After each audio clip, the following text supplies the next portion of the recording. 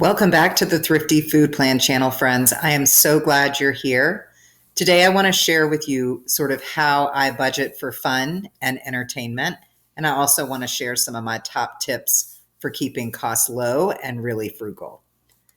If you like what you see here, please hit that like button and subscribe. So when we look at national data, what it tells us is that the average US household spends about $300 a month on entertainment. In Canada, that's closer to $280. And if you're watching this channel, my guess is that you, like me, don't have $300 in a typical month to spend on entertainment expenses. So the way that I budget for fun is that it is directly tied to my grocery budget. And so my fun budget is always based on whatever I did not spend on groceries in the prior month. So if you watched my recent budget video, in December, my grocery budget for food was $366. I'm rounding. I actually spent $202, which means that the difference, what I did not spend, was $164. For household items and personal care items, the budget was $40 and I spent $18, which meant that I had sort of a surplus or savings of $22. So going into January, the amount of money that I have available for fun, potentially, is $186 because that is cash I already have on hand because I did not spend it on groceries in December. And so, that's a benefit, right? This is cash I already have on hand because it was in my December budget, but I didn't spend it.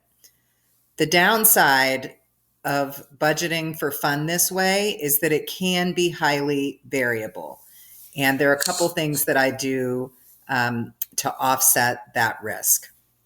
Before we get into it, though, I do want to be transparent that my larger kind of non-grocery budget every month does include two entertainment expenses. It includes Netflix and it includes Amazon Prime. And Amazon Prime, the benefits with that include sort of a library of videos, TV shows, and movies that come with Amazon Prime. And you also get access to Amazon Prime Reading, which has free books, and you get a free book a month through the Amazon Prime program. So just know that these are expenses in my larger budget that are related to entertainment and frugal fun. But back to sort of my frugal fun monthly budget is based on what I did not spend from my grocery budget the prior month. So as I'm constructing my fun budget for January, it is based on the $186 I did not spend on food and household items in December. So let's get into it. Okay, so we know that my total underspend or surplus from groceries in December was $186. Now, the way that and if you remember, a risk of budgeting this way is that the amount of money I have left over from groceries can vary wildly. And so what I am going to do is I'm going to set aside 25% of that surplus for a future month if I need it. And that's in case I have a month where I spend all my grocery money and I have nothing left for fun, or I could have a month where I actually go over my grocery budget and I need money, right? But I'm going to set aside 25% of the surplus that I do have. And so that will leave me with the remaining balance of $139.50. Now, the next question I have to ask myself is, are there any expenses that I know that I'm going to have this month that maybe aren't regular expenses, but I know that I'm going to incur them?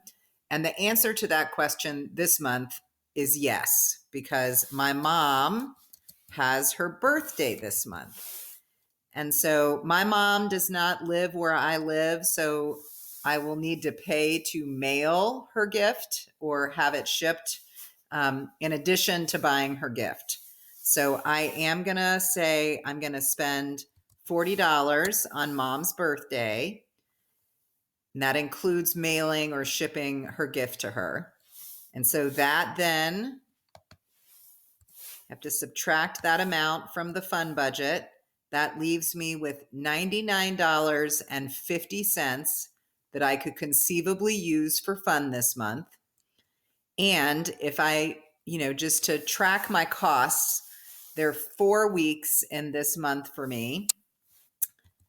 So I know there are 4 weeks. And so if I want to understand what my allocation is per week, just to track my spending, I basically can spend $24.88 a week on fun, right? So my monthly amount, maximum fun budget is $99.50. And if I want to think about it by week, it's $24.88. Okay, so this is my budget for fun for the month of January. Now, I will track what I actually spend because it could be that I'm going to underspend on fun. And so if that happens, I will carry that money over to the next month. And it's possible that I might overspend. So I will need to track my actual expenses, but this is my budget. And then I also want to track how much I am setting aside, right? Because I want to keep sort of a running total for this. And so I am going to set aside $56.50 this month, just in case I need it in a future month. So that is my tally, and we'll come back and look at this in February when I construct my February budget. So let's talk about some of my top tips for keeping your fun costs frugal. When it comes to restaurants and coffee shops and, all the kind of food expenses, my primary tips are order smaller. If you're at the Starbucks, you probably don't need the venti latte. A grande or a tall, a small or medium will do just fine. When you're at a restaurant, like split plates. Most of us share appetizers. We also can share entrees. And this is something the college phenom has come to learn we're going to do on the regular when it's the two of us going out to eat. Don't drink anything other than water. Y'all know if you watch this channel that I am practicing sobriety. So I'm not ordering alcohol. The thing here too, though, is that the college phenom is not ordering soda. A soda can be $3 or $4 depending on the restaurant that you might be visiting. And then finally, think about just ordering it pickup instead of eating in the restaurant. And that's simply because you can leave a couple dollar tip on a pickup order as opposed to the 20 or 25% tip you need to provide for a waiter when you're eating in the restaurant. So those are some of my tips around restaurants.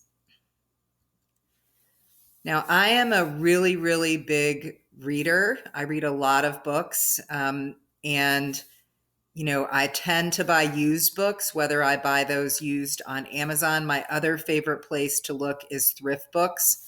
I am an older person who really does prefer a physical book. Okay. So that said, you can get digital books typically, like on Amazon for your Kindle. Digital books tend to be cheaper than the hard copy books.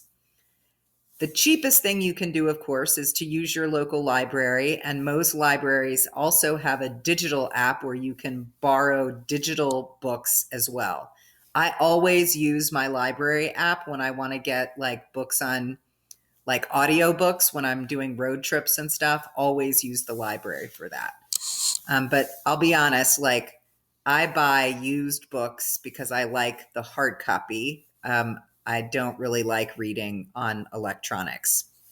But you do you, because all of these options are cheaper than buying new books at full price. For hobbies, shop the Goodwill, shop the Dollar Tree and similar stores, look at yard sales. I'm not somebody that has a whole bunch of hobbies that require supplies, but the college phenom is a huge sewer. She actually makes a lot of her clothes herself.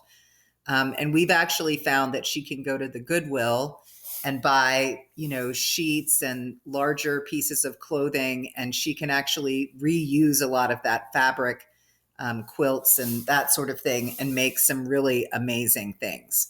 So, always look at sort of discount places where you might be able to find things like Joanne's Fabrics at this point is way too expensive for us. And so the College Phenom has really partnered with me to find her hobby supplies at less expensive places.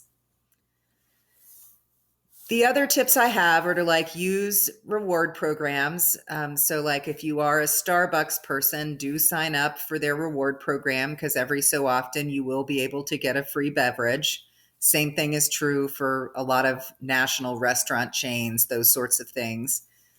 I am somebody who really, really loves movies. And I'll be honest, because I have Amazon Prime and Netflix, I mostly have movie nights at home.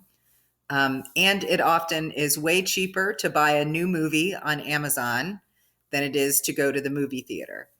That said, there are exceptions. There are movies that you really do need to see in the theater. Like I paid top price to go see Top Gun over the summer in the movie theater. I understand that Avatar movie might be that way too. Not really my thing, but the new Avatar movie I'm understanding is one you really need to see in the theater. So when the movie really benefits from being on a big screen, do go to the theater. Do that.